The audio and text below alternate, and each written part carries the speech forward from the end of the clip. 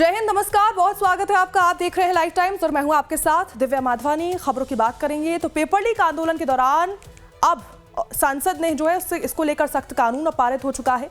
प्रधानमंत्री मोदी लगातार युवाओं से सीधे संवाद भी करते नजर आ रहे हैं। प्रधानमंत्री नरेंद्र मोदी ने ऐसे में एक बार फिर से इंस्टाग्राम वीडियो पोस्ट किया है। इसके जरिए देश के युवाओं को संबोधित किया है। पिछले 9 दिनों में प्रधानमंत्री मोदी ने इस मुद्दे पर 5वां वीडियो संदेश जारी किया। पेपर लीक आंदोलन के दौरान छात्रों के उग्र प्रदर्शन और अमर्यादित भाषा जिसका इस्तेमाल किया गया, उसको लेकर प्रधानमंत्री ने उदारता और बड़े दिल का परिचय दिया है। प्रधानमंत्री मोदी ने बेहद ही विनम्र भाषा का इस्तेमाल किया, छात्रों को एक अभिभावक के समान समझाने की कोशिश की। प्रधानमंत्री मोदी ने अपने वीडियो में कहा है कि जंतर मंतर पर कुछ जो भी नजर आया, जो भी हुआ, देश और दुनिया ने देखा है। कुछ शरारती जो बच्चे हैं उन्होंने गालियां दी हैं। उन्होंने मेरी स्वर्गीय मां को भी गालियां दी। प्रधानमंत्री मोदी ने यह भी कहा कि मैंने सभी बच्चों को अब माफ कर दिया है। प्रधानमंत्री मोदी ने साथ ही कहा है कि बचपन में सबसे गलतियां होती हैं, सुधारने का अवसर भी उन्हें मिलता है। उन्हें सुधरना चाहिए और यही तो बचपना होता है। ये समय जो है इन बच्चों को गले लगाकर राह दिखाने का है। इस वीडियो में प्रधानमंत्री मोदी जो है उन्हें देश के जेनजी से सीधे बातचीत की है, उनसे संवाद किया है। इसके साथ ही प्रधानमंत्री मोदी ने कहा है कि गाली गलौज से समस्या का समाधान कभी नहीं निकल सकता।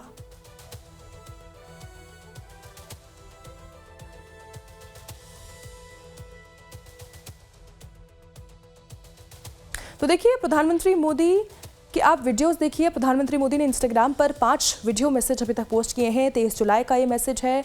26 जुलाई को उन्होंने पोस्ट किया। किस तरह से ये बिल पास हुआ उसको लेकर, किस तरह से सरकार काम कर रही है उसको लेकर भी प्रधानमंत्री मोदी अब जेनजी के तरीके से ही इंस्टाग्राम पर अपने वीडियो संदेश जारी कर रहे हैं, ताकि जेनजियों तक सीधा संवाद हो सके, जेनजियों तक सीधी बात पहुंच सके। उन्होंने कहा है कि मैंने बच्चों को माफ कर दिया है और यही उम्र होती है बच्चों को सीखने की, समझने की कि कैसे आप आगे जिंदगी में बढ़ेंगे और इन चीजों से सीखेंगे। यहाँ गंगा हिमालय से महासागर की ओर जाती और मोदी जी गंगा उल्टी बहाते। अरे माफी मांगनी है मोदी जी तो माफी देने की जगह आप खुद माफी मांगो, उनसे माफी मांगो, उनके माँ बाप से माफी मांगो। जिन बच्चों के शरीर में पिलेट फायर होने के बाद शरीर में घुसा है, आंख जा रही, आंख की रोशनी जा रही, उन बेटियों से मांगो जिन्हें रौंदा गया है, जिन्हें अपमानित किया गया है, जिनके साथ अश्लील हरकत हुई है।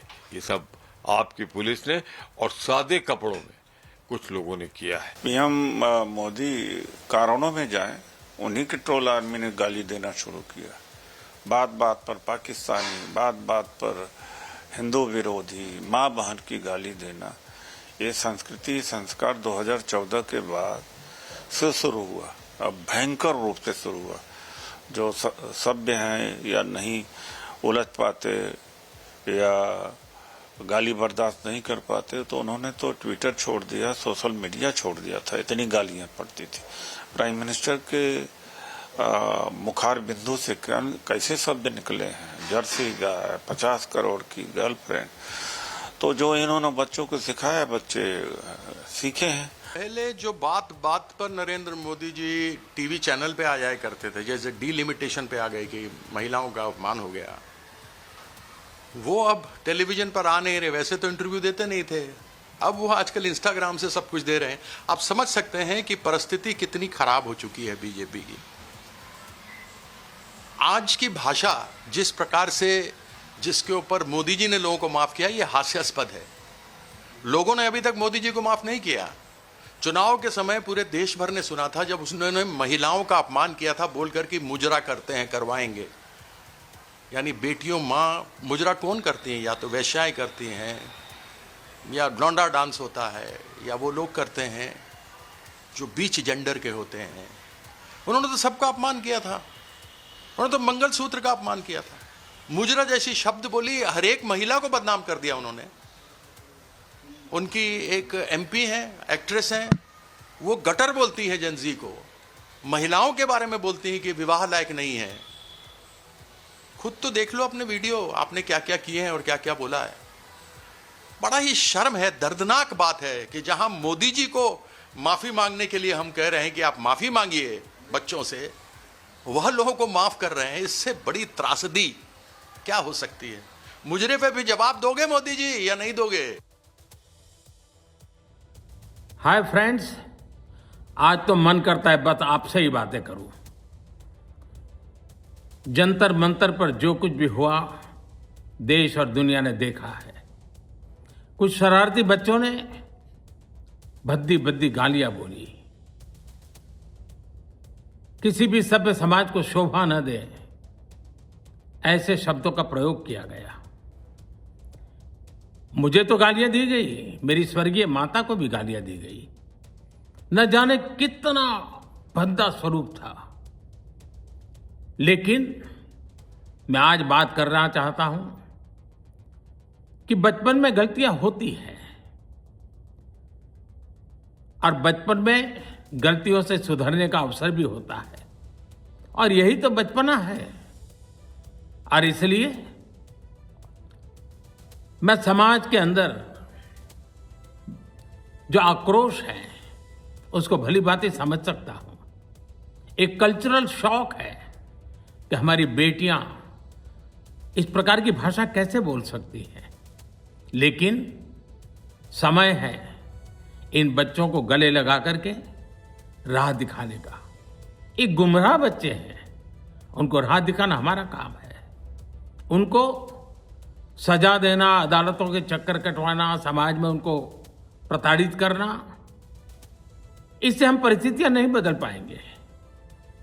मैं उन्हें माफ करना चाहता हूं। समाज भी मेरी इस बात को स्वीकार करे, क्योंकि मेरे मन में एक ही भाव है। कभी कभी दांतों तले हमारी जीभ आ जाती है, खून निकल आता है, लेकिन हम दांत तोड़ते नहीं हैं, क्योंकि दांत भी हमारे हैं, जीभ भी हमारी है, बच्चे भी हमारे हैं। उन्हें राह दिखाना हमारा काम है।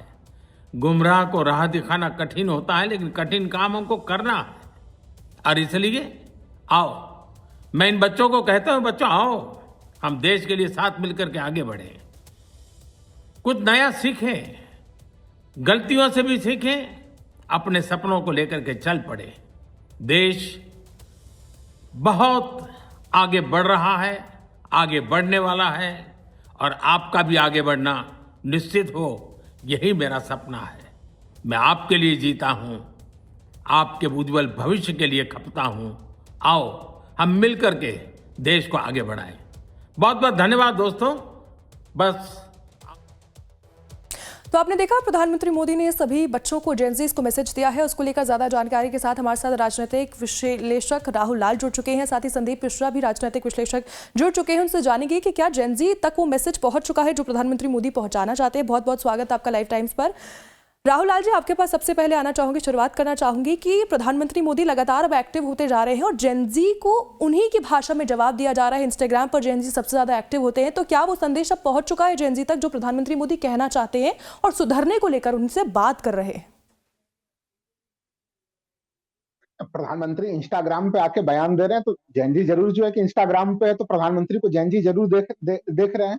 लेकिन एक सवाल है हमारा कि 23 जुलाई से लेके 31 जुलाई तक माननीय प्रधानमंत्री जी के इंस्टाग्राम पे 5-5 जो है कि रील आ गए, और देर रात तक में आए। हम लोगों ने देखा कभी 12 बजे भी आया, कल 11:15 बजे के लगभग आया, तो देर रात तक में वो वीडियो जारी कर रहे हैं। लेकिन इसी बीच में जब संसद में पेपर लीक को रोकने के लिए कड़े कानूनों की बात हो रही थी, वहां पे ना तो माननीय प्रधानमंत्री जी दिखे। मुझे तो ये लग रहा था कि देश के लोकतंत्र के मंदिर से वहां से भी कुछ जैन जी को समझाने के प्रयास किए जाएंगे, लेकिन संसद में ना तो माननीय प्रधानमंत्री जी नजर आए कभी, ना तो वहां पे जो है कि वो गृह मंत्री जी नजर आए। एक तो पहला आश्चर्यजनक चीज तो ये है। दूसरी चीज ये है कि प्रधानमंत्री जी जैन जी को संकेत देने में लगे हुए हैं। उन्होंने कहा कि बचपने में गड़बड़ी हो जाती है। बिल्कुल, गालियों का समर्थन कोई नहीं कर सकता, लेकिन आश्चर्यजनक चीज ये है कि माननीय प्रधानमंत्री जी ने प्रधानमंत्री के पद पे रहते हुए ही जो कांग्रेस की वरिष्ठ नेता है सोनिया गांधी, उन्हें जर्सी गाय कहा। शशि थरूर की पत्नी के लिए, जिनका दिवंगत पत्नी के लिए 50 करोड़ की गर्लफ्रेंड के शब्द का प्रयोग किया।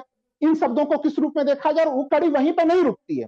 हम लोगों ने देखा कि अभी मानसून सत्र में जब सदन में प्रियंका गांधी बोल रही थी, तो वहां पे लगातार निशिकांत दुबे, भारतीय जनता पार्टी के जो सांसद हैं, वो स्वर्गीय जवाहरलाल नेहरू को अय्याश कह रहे थे और बार बार अय्याश कह रहे थे। तो माननीय प्रधानमंत्री जी बड़ी मेहनत के साथ जैन जी को तो समझाने का प्रयास कर रहे हैं, लेकिन क्या प्रधानमंत्री जी खुद अपने पार्टी के वरिष्ठ नेताओं को समझाने का प्रयास करेंगे कि जवाहरलाल नेहरू जो देश के प्रथम प्रधानमंत्री थे, वो भी अब मृतक हैं। प्रधानमंत्री जी की मां को गाली देने का समर्थन कोई नहीं कर सकता, किसी को भी गाली देने का समर्थन कोई नहीं कर सकता, लेकिन भारतीय जनता पार्टी जब लोकतंत्र के मंदिर में ही इस प्रकार के शब्दों का प्रयोग अपने ही देश के प्रथम प्रधानमंत्री के लिए करती है, वहां पर भी इनके कड़े संदेश जारी होने चाहिए। और मुझे एक बात बड़ी चुभी, प्रधानमंत्री जी को बेटियों का गाली देना बुरा लगा। प्रधानमंत्री जी लिंग भेद मत कीजिए, बेटों का भी गाली देना बुरा चीज है, इसलिए एक और भी इंस्टाग्राम का वीडियो बनाइए और स्पष्ट तौर पे कहिए कि चाहे हमारे बेटियां हो या बेटे हो, गाली का प्रयोग कोई नहीं करे। वो केवल बिल्कुल राहुल जी, ऐसे में ये भी देखिए बयानबाजी होती है, इसमें बिल्कुल सच आप कह रहे हैं, लेकिन बेटियों का गाली देना इस तरह से उसे भी सही इस चीज को लेकर नहीं कहा जाता। संदीप मिश्रा जी, आपके पास इसे को लेकर आना चाहूंगी कि विपक्ष जो है वो लगातार कह रहा है कि प्रधानमंत्री ने इस तरह से सदन में कहा है, कई बार ऐसे अमर्यादित शब्दों का जो भी इस्तेमाल किया गया उसे भी सही नहीं कहा जा सकता। और क्या आप जेनजी को एक तरीके से कन्विंस करने में, क्या प्रधानमंत्री के जो इंस्टाग्राम वीडियोज है वो कन्विंस कर पा रहे हैं? क्योंकि जेनजियों का आक्रोश था वो इतना ज्यादा, कई सालों बाद इतना उग्र प्रदर्शन हमें देखने को मिला। देखिए, जेनजी के आक्रोश से बढ़कर के उनका इशारा उस तरफ था जहां की जेनजी माफी मांग रहे हैं और वीडियो आ रहे हैं उनकी इस तरह से, और लोग एक तरह से कहें उनको एहसास करा रहे हैं या उनको फोर्स कर रहे हैं कि भाई आपने गलत कुछ बोला है तो उसके लिए माफी मांगिए, जो प्रधानमंत्री के लिए अपमानजनक शब्द प्रयोग किए उसके लिए माफी मांगिए, या देश की सेनाओं के लिए जो कुछ कहा है। तो इस सब चीजों पर जो पब्लिक का गुस्सा है, जो जेनजी इस तरह के काम में लिप्त थे, उनके लिए जो गुस्सा था उसकी तरफ उनका इशारा था कि ऐसे लोग जो इस तरह के वीडियो बनाने के लिए सामने आ रहे हैं, वो लोग बच्चों को माफ करें, अगर बच्चों ने कुछ कहा है तो उनको बचपना मान करके छोड़ देना चाहिए और हमें उस बात को तूल नहीं देना चाहिए। उनका इशारा बच्चों की तरफ ना हो करके आम जनता की तरफ था, जो इन बातों से बहुत ज्यादा नाराज थे या बहुत ज्यादा दुखी थे कि भारी हमारी सेनाओं के लिए, हमारी आर्म फोर्सेज के लिए, हमारे पुलिस के लिए, हमारे प्रधानमंत्री के लिए इस तरह की भाषा का प्रयोग किया जो कभी भी सभ्य समाज स्वीकार नहीं कर सकता। असली बात क्या है, देखिए यहाँ पर एक गलत आदमी को विपक्ष ने छेड़ दिया। प्रधानमंत्री क्या है, फुल टाइमर 24 घंटे 7 दिन वाला प्रधानमंत्री है, और जो विपक्ष में बैठे हुए नेता हैं वो पार्ट टाइमर पॉलिटिशियंस हैं, मतलब कुछ समय के लिए आते हैं, राजनीति करते हैं और फिर गायब हो जाते हैं।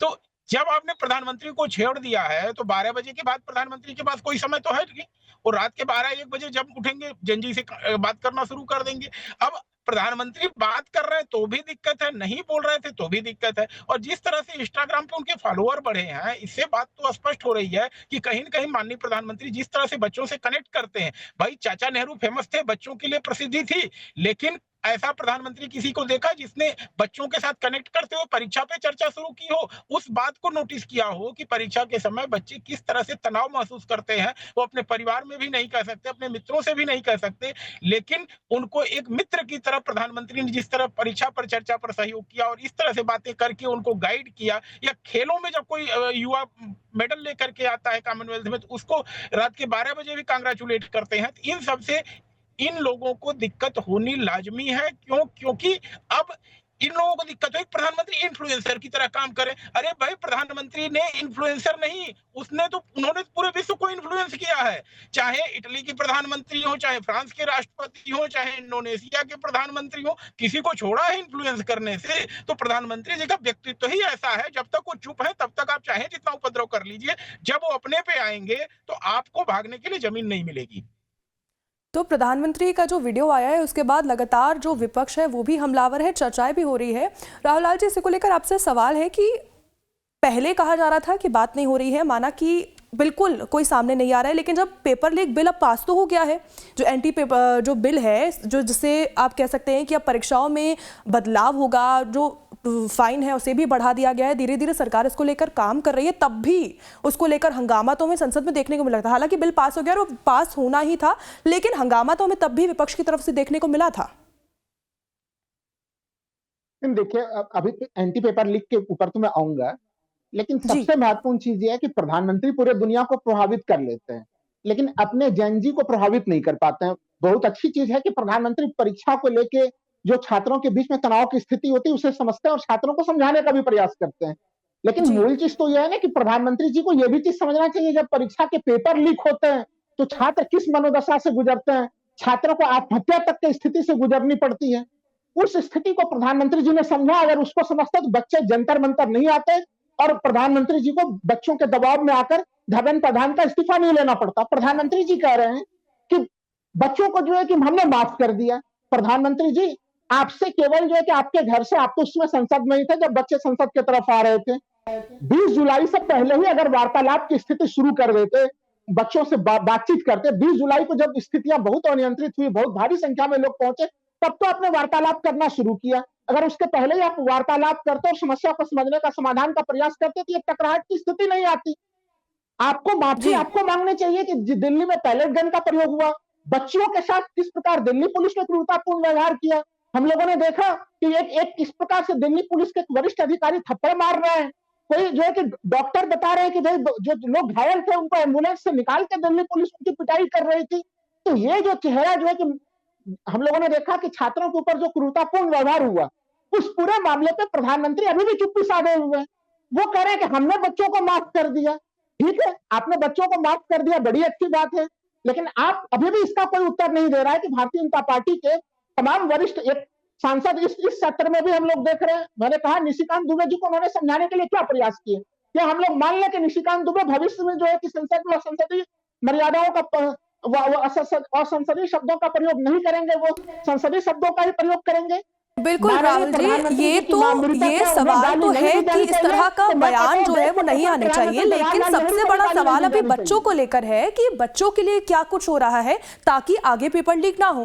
पहले भी ऐसा तो है नहीं कि आज तक कभी पेपर लीक नहीं हुआ और 2014 के बाद ही पेपर लीक हुआ है। लगातार पेपर लीक तो होते हुए आए हैं, लेकिन अभी बयानबाजी चलती है। इस तरह का जो अमर्यादित टिप्पणियां हैं, बयान है, वो नहीं करने चाहिए, लेकिन अभी फोकस इस पर रहना चाहिए कि सरकार क्या क्या कर रही है ताकि आगे पेपर लीक ना हो। गृहमंत्री अमित शाह का इस्तीफा माना और आपका ये भी साथ ही कहना है कि सरकार थोड़ा सा बाद में जागी है जब बच्चों का प्रदर्शन देखने को मिला। संदीप मिश्रा जी, आपके पास इसको लेकर आना चाहूंगी कि बयान बार बार आ रहे हैं, विपक्ष की तरफ से बयान आ रहा है कि प्रधानमंत्री मोदी जो है उनसे माफी मांगने को कहा गया था और वो खुद ही अब माफी देते बच्चों को नजर आ रहे हैं।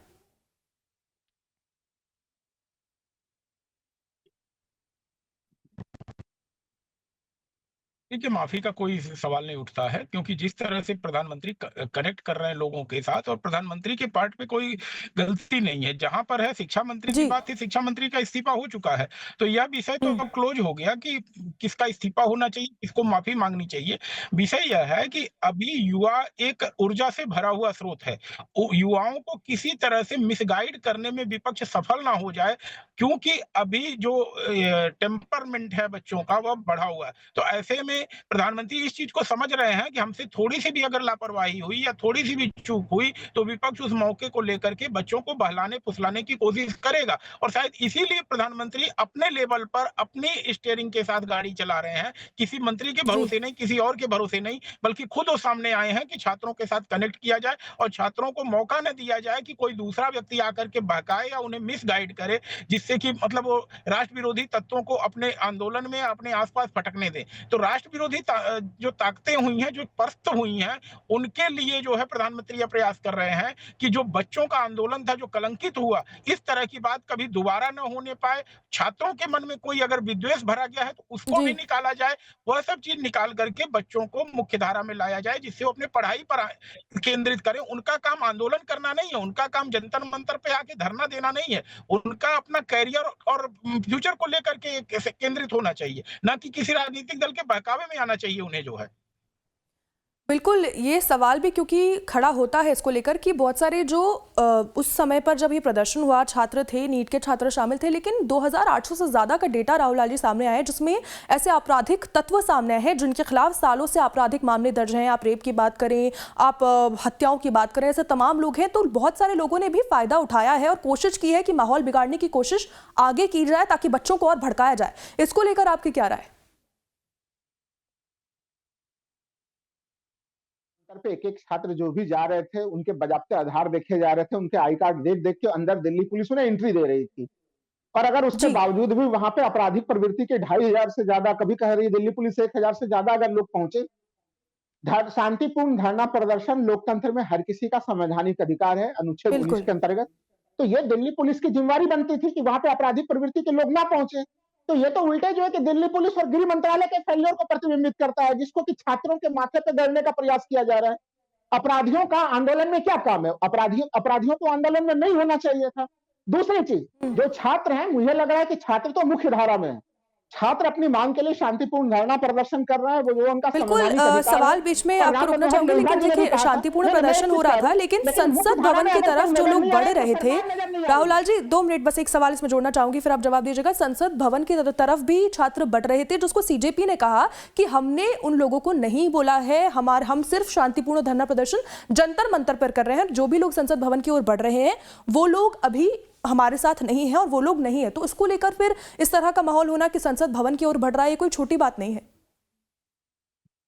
संसद मार्च का कॉल किसने दिया था? सीजेपी ने दिया था। उस दिन मैं यही तो कह रहा हूं कि दिव्या जी, छात्रों की संख्या इतनी ज्यादा हो गई। आप देखें आनंद विहार रेलवे स्टेशन, नई दिल्ली रेलवे स्टेशन, जितने दिल्ली के रेलवे स्टेशन है वहां से छात्र उतर रहे थे, वो ऐसे छात्र थे जिनको जानकारी भी नहीं थी, जो जीवन में पहली बार दिल्ली आ रहे थे। वो तो लुटियन जोन्स का कोई ऐसा कोना नहीं था जहां पहुंच के वो पहुंचने का प्रयास कर रहे थे, और लुटियन जोन्स के हर सड़क पे छात्र थे उस दिन। तो ये छात्रों की संख्या बहुत ज्यादा थी, इनकी तमाम खुफिया एजेंसियों का फेलियर रहा। और मैंने पहले भी कहा कि छात्र तो रास्ते पे है, मुख्य धारे पे है। मुख्य धारा में इस सरकार को आना है। इन्होंने पेपर बिल कानून कठोरता से पारित किया है, लेकिन उसके तमाम जो कठोर प्रावधान है, पेपर लीक होने के बाद के प्रावधान है। पेपर लीक ना हो उसके लिए पहले ही क्या फुल प्रूफ प्रावधान है, वो उस कानून में भी नहीं है। क्या सरकार के लोग गारंटी लेते हैं कि जैसे 2024 में गारंटी दी गई थी, वो गारंटी 2026 तक में फेल हो गई, तो 2026 की गारंटी 27 और 28 तक में फेल नहीं होगी? और अब देश में कोई हम लोग को पेपर लीक नहीं देखने के लिए मिलेगा, इसकी गारंटी कोई सरकार में बैठे हुए लोग लेंगे तो हमें लगता है कि ये युवा शक्ति के लिए सबसे अच्छा चीज होगा, सबसे अच्छा संदेश होगा। बिल्कुल संदीप मिश्रा जी, यही सवाल लेकर मैं आपके पास आना चाहूंगी कि एक तो ये कहा जा रहा है कि पेपर लीक होने के बाद की ये चीज़ें हैं। राहुल जी का कहना है कि पेपर लीक हो गया, उसके बाद ये चीज़ें, पेपर लीक ना हो उसकी क्या जिम्मेदारी। दूसरा सवाल ये कि फिर उसके बाद पंजाब और कर्नाटक जो है वहाँ पर भी सवाल उठ रहे हैं कि फिर यहाँ पर इस तरह से गृह मंत्री का इस्तीफा हुआ है, तो वहाँ पर हरजोत जो शिक्षा मंत्री हैं उनका इस्तीफा क्यों नहीं हुआ है? मंत्रियों का इस्तीफा फिर वहाँ पर भी इसी तरह होना चाहिए, क्योंकि वहाँ पर भी पंजाब की बात करें तो आप इतने सारे पेपर लीक हुए हैं, भाई सरकार वहाँ पर मना कर चुकी है, नहीं हमारी तरफ से पेपर लीक नहीं हुआ। वहाँ तो सरकार मानने को भी तैयार नहीं है पंजाब में। देखिए, कोई राज्य मानता है चाहे नहीं मानता है, इससे प्रधानमंत्री को फर्क नहीं पड़ता है। प्रधानमंत्री को फर्क पड़ता है कि देश के युवा का अगर समय नुकसान हो रहा है, देश के युवा का अगर रिसोर्सेज का नुकसान हो रहा है, तो उसके लिए सरकार प्रतिबद्ध है। और यही चीज मैं देख रहा हूं कि जिस तरह से प्रधानमंत्री एक्टिव हुए, कानून बनाना मुझे लगता है कि यह एक तात्कालिक उपाय हो सकता है, लेकिन सरकार निश्चित ही इस विषय पर गंभीरता से सोचेगी कि क्यों न एक ऐसा रोबस्ट सिस्टम बनाया जाए जहां कहीं लूप होल ही ना हो। और मुझे लगता है जिस तरह से टीम उन्होंने बनाई है और जिसमें अनुभवी लोग शामिल हैं, शिक्षाविद हैं, टेक्नोक्रेट हैं, सारे लोग हैं, एक ऐसा सिस्टम बनेगा जिसमें कि पेपर लीक की गुंजाइशें बिल्कुल 0% होंगी। उसी तरह जिस तरह से आज की तारीख में हमें मोबाइल का कनेक्शन लेना होता है, तो किसी भी फर्जी नाम से सिम खरीद पाना संभव नहीं है आज की तारीख में। तो इसी तरह का कोई सिस्टम जो है पेपर लीक के मामले में भी प्रधानमंत्री बनाएंगे। इस मामले को ये कहना कि एक राज्य में हो रहा है दूसरे राज्य में नहीं हो रहा है, यह कोई तर्क नहीं होता कि एक गलत को छोड़ दिया जाए क्योंकि दूसरे राज्यों में भी गलत हो रहा है। केंद्र सरकार ने अगर गंभीरता से सोचा है, अगर कोई राज्य सरकार इस पर नहीं सोचना चाह रही है, अपने युवाओं का ध्यान नहीं रखना चाह रही, तो वह सरकार जाने, वह पार्टी के लोग जाने जो वहां सत्ता में बैठे हुए हैं। लेकिन बात यह है अगर आप गंभीरता से युवाओं की बातों पर विचार करेंगे तो युवा किसी के बहकावे में नहीं आता है। आज सोशल मीडिया का जमाना है और जिस तरह से प्रधानमंत्री ने कम्युनिकेट किया है, एक 75 साल का व्यक्ति जो है आज युवाओं में पॉपुलर है और 55 साल का युवा जो है उसे कोई पूछने वाला नहीं है, वो अभी भाग जाएगा विदेश जो है। तो लोगों को पता है कि हमें उस व्यक्ति के साथ चलना है जो भारत में रहता है, 24 घंटे 7 दिन रहता है और रात के 12 बजे आकर के भी हमारी समस्याओं के लिए प्रतिबद्ध रहता है। बिल्कुल बिल्कुल राहुल लाल जी और संदीप मिश्रा जी, समय अभी इतनी इजाजत देता है। हमने इसको लेकर चर्चा की है कि प्रधानमंत्री मोदी का जो संदेश है वो क्या कहने चाह रहे हैं, किस तरह से संदेश उन तक पहुंचा है। बहुत बहुत धन्यवाद हमारे साथ जुड़ने के लिए और तमाम जानकारी हम तक साझा करने के लिए। लगातार इसको लेकर देखिए चर्चा तो हुई है, प्रधानमंत्री मोदी ने लगातार अब वो इंस्टाग्राम पर एक्टिव होते नजर आ रहे हैं, लगातार जेएनसी से सीधे बात करते हुए नजर आ रहे हैं। वही अभद्र जो टिप्पणी हुई है उसको लेकर भी जंतर मंतर पर प्रधानमंत्री को जो गाली देने वाली लड़की है उसने माफी मांगी है। लड़की ने वीडियो जारी किया है, उसको लेकर कहा है कि मैं पूरे देश से माफी मांगती हूं। लड़की ने बयान दिया है कि मैं इतनी शर्मिंदा हूं कि मैं अपनी नजरें भी नहीं उठा पा रही। प्रधानमंत्री मोदी को भद्दी भद्दी गालियां देने वाली 15 साल की लड़की ने सार्वजनिक रूप से माफी मांगी है। आपको इस वक्त की बड़ी खबर साझा कर रहे हैं। गालियां जो दी गई थी, अभद्र टिप्पणी की गई थी, उसको लेकर लड़की जो है उसने वीडियो जारी की है। उसने कहा, मैं 15 साल की हूं और मैं अपनी नजरें खुद नहीं उठा पा रही हूं क्योंकि मुझे लग रहा है कि मैंने किस तरह की भाषा का इस्तेमाल किया है और मैं अपनी गलती पर शर्मिंदा हूं। जुलाई को मैं सीपी गई थी अपने फ्रेंड्स के साथ। फिर वहाँ पे प्रोटेस्ट हो रहा था, मैंने वहाँ पे कोक पी। वहाँ पे ग्रुप्स बने हुए थे बहुत सारे। वो लोग बहुत चीज़ें बोल रहे थे, बहुत गालियाँ दे रहे थे प्रधानमंत्री जी को। उन लोगों के इन्फ्लुएंस में आके कि तुम लोग भी बोलो, तुम लोग भी बोलो, कोई सब बोलो करके मैंने बहुत चीज़ें बोली। मैं भी मात्र 15 साल की हूँ। मैंने जो करा वो माफ़ी के लायक नहीं था। मैंने बहुत गंदी चीज़ें बोली है, बट ये मेरी पहली और आखिरी गलती होगी। इसके बाद मैं ऐसा कुछ नहीं करूँगी और ना ही वो चीज़ मैंने कभी पोस्ट की थी। मैं पूरे देश से माफ़ी मांगती हूँ। मैं इतनी शर्मिंदा हूँ, मैं अपनी नज़र भी नहीं उठा पा रही हूँ। मैं सबसे माफ़ी मांग रही हूँ, मुझे प्लीज़ माफ़ कर दीजिए, प्लीज़।